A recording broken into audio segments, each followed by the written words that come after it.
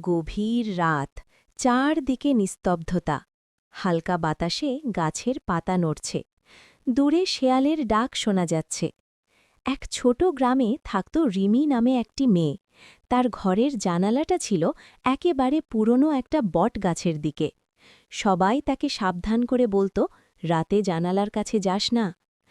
এক রাতে রিমির ঘুম আসছিল না। হঠাৎ জানালায় টকটক করে শব্দ হল। রিমির বুক ধরভর করে উঠল। ঘরের ভেতর হালকা চাঁদের আলো ঢুকছে। আবার শব্দ, খসখস খসখস। ভয়ে রিমি কম্বলের নিচে লুকিয়ে পড়ল। কিন্তু কৌতূহল আর ভয় একসাথে কাজ করছিল। সে আস্তে করে জানালার দিকে তাকাল। জানালার কাঁচের ওপাশে সে দেখতে পেল একটা কালো হাত, লম্বা নখ, কাঁপতে থাকা আঙুল। হাতটা ধীরে ধীরে কাঁচে আঁচড় কাটতে লাগল। কি কি রিমির শরীর ঠান্ডা হয়ে গেল।